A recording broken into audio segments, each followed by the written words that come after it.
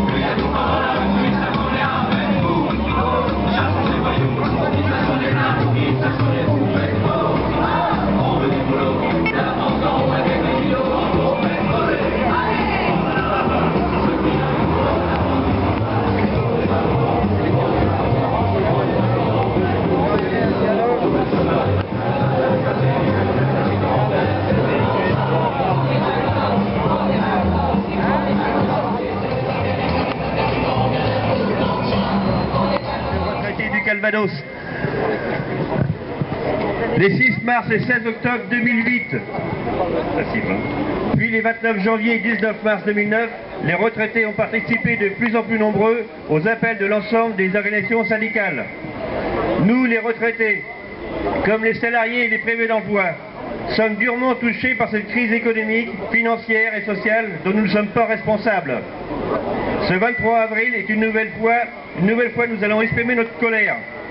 Répondre efficacement à cette crise nécessite de répondre aux revendications présentées par l'ensemble des organisations syndicales. Défendre l'emploi dans le privé comme dans le public. Défendre le pouvoir d'achat des salariés et des retraités, ainsi que les non indispensables relances économiques. Lutter contre la précarité et pour le maintien des services publics. Exiger la réglementation de la sphère financière. Concernant plus particulièrement le pouvoir d'achat des retraités, le constat est une nouvelle fois le même. Contrairement aux promesses du candidat Sarkozy, c'est une baisse continue de notre pouvoir d'achat que nous subissons. Les retraites et les pensions n'ont pas été revalorisées en 2008 à la hauteur de l'inflation, dont la moyenne a atteint 2,8. Face à cette inflation, les retraites n'ont été revalorisées que de 1,1% en janvier et de 0,8 au 1er octobre 2008, soit 1,36 sur l'année. Quant à cette année 2009, la revalorisation n'a été que de 1%, dont 0,6 au titre de l'année 2008.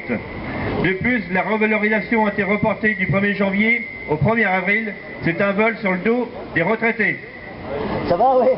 Afin de compenser le retard accumulé et donner le plus vite possible un peu de pouvoir d'achat, nous revendiquons à la fois une revalorisation des retraites et des pensions de réversion allant au-delà de la stricte application de la loi et un effet rétroactif au 1er janvier de la révélation qu'on a eue au mois d'avril.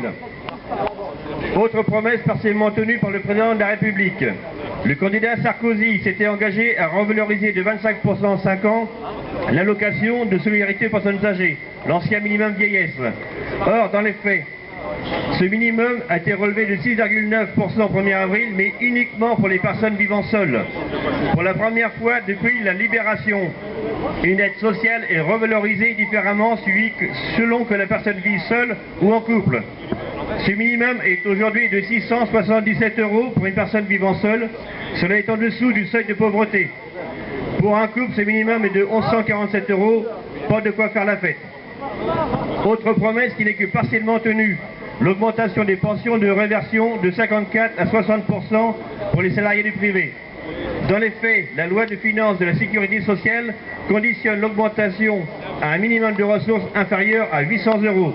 Donc concrètement, peu de veufs et de veuves y auront droit. Cette baisse de notre pouvoir d'achat est accentuée par toutes les franchises médicales et forfaits hospitaliers, voire l'augmentation des prix des mutuelles. Quant à la loi HPST, dite loi Bachelot, dont l'objectif est d'affaiblir le service public de la santé, comme à la Poste et l'Éducation nationale, tout simplement pour favoriser les cliniques et les assurances privées. Ses conséquences seront un recul sur la possibilité d'accéder aux soins de qualité qui seront de plus en plus réservés à ceux qui n'auront les moyens financiers. La carte bancaire, la carte bleue, va-t-elle devenir plus indispensable que la carte vitale, la carte verte? Une médecine des riches et une médecine des pauvres, est-ce cela l'avenir? Où est la solidarité? Mot que le ministre emploie souvent pour mieux lui vider de son sens. Tous les jours, le gouvernement annonce le montant des aides apportées aux entreprises qui n'hésitent pas à licencier, à délocaliser, mais c'est aussi de nombreuses aides apportées en nombre important aux banques.